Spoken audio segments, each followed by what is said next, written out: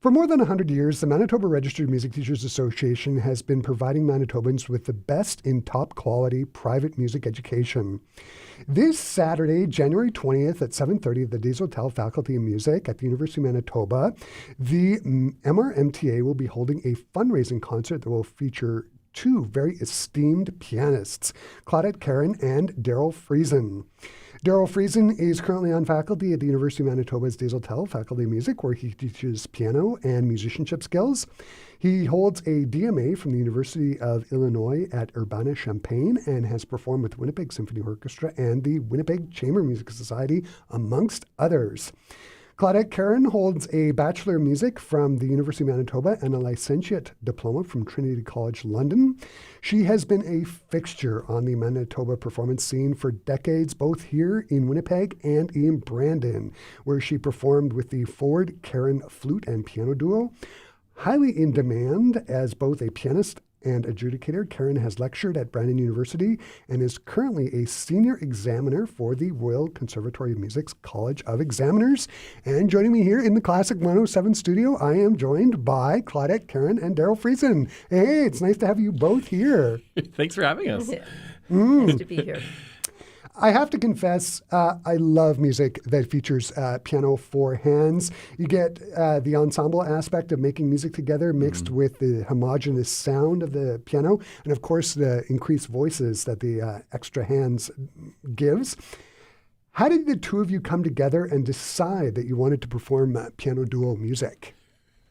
Do you want to answer that, or should I go first? You go first. Well, we had a concert planned for Mother's Day before COVID. Mm-hmm. We had our whole program determined. We had ordered all the scores, and then we were already learning our own parts and getting ready to start rehearsing together, about a month after everything shut down. Oh. But then you just start realizing, February, March, and you realize, this is not going to happen. So then you just sort of bide your time and hope that it will someday happen. Yeah. And then when everything opened back up, I just contacted Claudette and I said, hey, lots of life has happened for both of us in the interim few years. Are you still eager and desirous to do this concert? And sure. She jumped on it. She was like, oh my goodness, we have to do this concert. And I thought, perfect. Now we just have to find a venue and a reason to do it. So my scores stayed right on the piano. Yep. The scores were on the piano. I was ready to open those up and get going again. Yeah. Mm-hmm. So.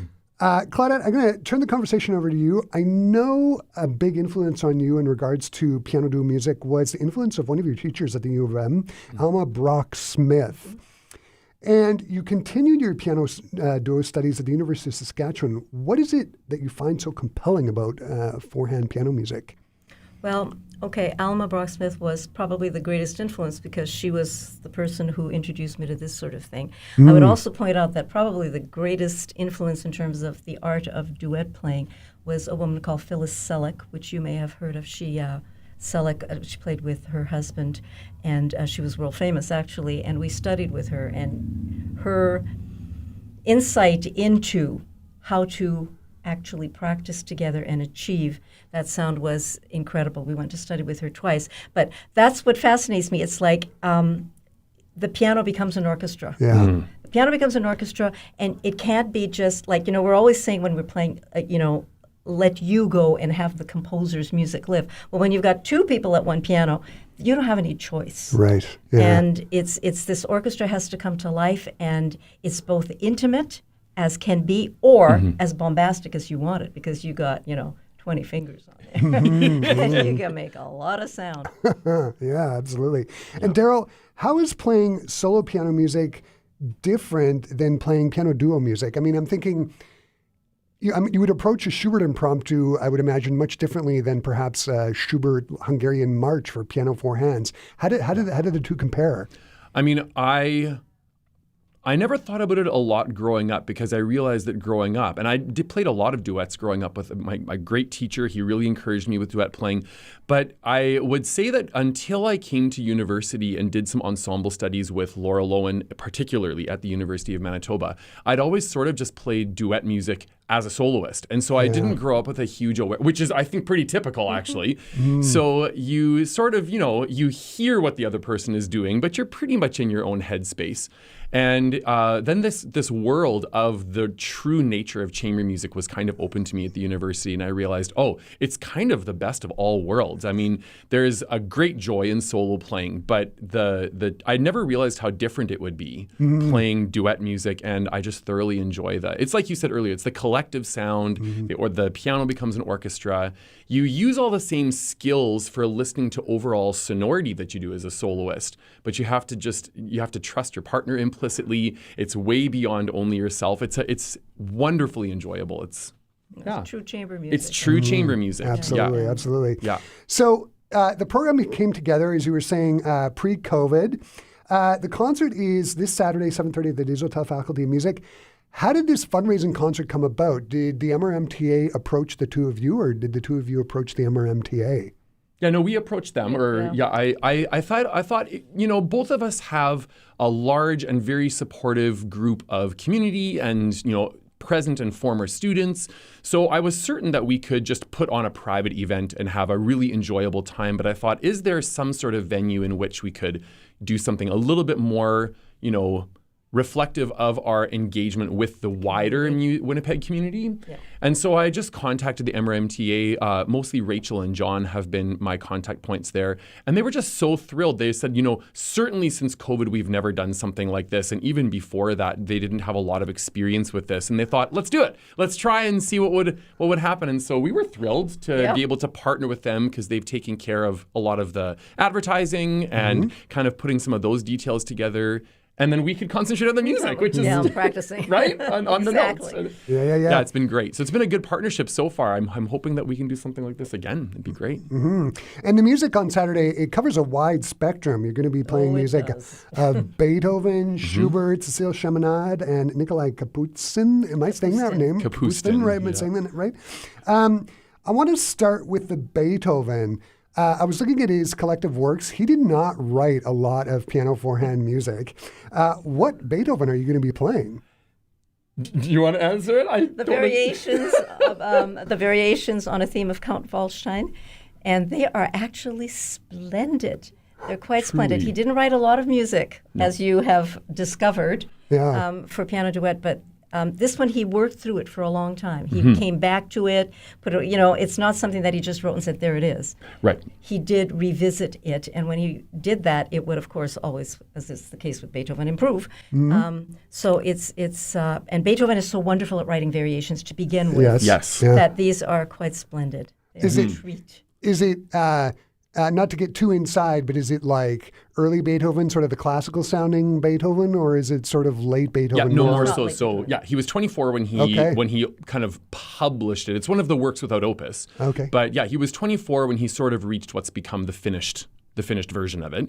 So early, much more Viennese sounding than the romantic Beethoven. Yeah. And what's really fun about it is that because it's variations on this theme by Waldstein, the first question I always get asked, is it just a duet version of the Waldstein Sonata? And I hadn't even thought of that. which is great. And it's like, no, it's a completely original work, and it's not just that times two pianists. So it's a very charming set of variations. Tons of fun. Very elegant. Yeah, tons of fun. Beautifully. It should be just great. Yeah. Beethoven might not have written a lot of music for piano four hands, but Schubert definitely did. I love his piano four hand writing. I was actually introduced to it through the Grand Duo. And his writing is so innovative and fun for both. What Schubert are you going to be performing on Saturday night? The Grand Sonata in B flat major. It's an earlier work. It's 3 movements. The second movement is an incredibly beautiful variations. The first movement, high drama, very high drama, but all the wonderful things that make Schubert stand out. There's always this major, this minor thing, the beautiful singing lines, and the first movement is really orchestral, but the balance issues are always there. And it's like, are you too loud? For this lovely melody to be singing in such a high register, and this lovely flow to the whole piece is just wonderful. And the last movement is more lighthearted, but anything to do with Schubert, I mean, you've got to be careful with your pedaling. You've got to make sure that your fingers are ready to go. And you have to be very careful you don't walk on each other's fingers. Close quarters. Close quarters. I'm going to ask the question of both of you, and maybe I'll start with Claudette. What do you enjoy about playing Schubert's forehand music? Okay, I love the way that it lets my fingers get right into the piano. Mm. I love the feeling of all of those fast notes under my hands, but they aren't fast notes, they're melody. Yep. And Schubert gives me that. He gives me that. I love the sophistication of the writing, but I love the freshness. Mm. He is always true to the human heart. Yeah. Yeah. And Darryl, how about you? I think my favorite thing about playing Schubert duets is how integrated the two parts are. It never feels like it's just two, again, soloists. It doesn't feel like two soloists just kind of sticking to their register, their part of the piano, and playing simultaneously. There is a true integration of everything that you'd want to use the piano for. The colors of the different registers, the figuration, how things get passed back and forth between the two pianists. It really feels like a single unit playing. It's glorious. It's wonderful to play. Yeah, absolutely. Yeah. I have to ask about the Cheminade that you're going to be playing. Mm-hmm. Can you talk about the piece, and how would you describe Cheminade's forehand piano writing? Well, in the end, we decided to start with the Chaminade, right? We were waffling back and forth, but yeah, the Chaminade it's a set of 6 salon pieces. Mm-hmm. So they're very, they're not profound music, but they're salon pieces, and they're just beautifully charming, and they're just such invitational music. It's such, come and listen, and listen, and they each have their own little program. They have their titles, and the exotic, and they're quite charming and quite elegant. Yeah, again. Yeah. Using that word again, but they're just beautifully written. Yeah, and they're new pieces for both of us. For both of us, and it's fun to find those little treasures in the repertoire, right? So both of us have taught a fairly significant amount of solo Chaminade. But this is the first duet suite that either of us have engaged with, and it's just wonderful. It's great. It's a great way to open the concert. Yes, it is. Highly entertaining and just so attractive. Yeah, absolutely. And speaking of gems, Nikolai Kapustin, I gotta say, I know nothing about his music. I was reading about him. He's a 20th century Soviet composer born in Ukraine. How would you describe this music, and where did you discover it? Well, you were just saying on the ride here. I discovered him on the exam trail, actually, doing ARCT exams. And I was astonished that I had not encountered him before. Darryl has taught and played him, and he's magnificent. It's this jazz fusion thing. Yeah. But he is incredible. It's so fun to play this music. It's the closer. It's so difficult. It's like, so difficult. I've been trying to figure out how to clone another finger on my hands, but that's okay. It's rhythmic, it's exciting, and from an audience point of view, it's just like, give me more. Yeah. It's sort of jazzy influenced, or? But he is a classical composer. Yeah. And I was reading about him, and like some of the programs when he was graduating from his incredible the stuff he could play. Yeah.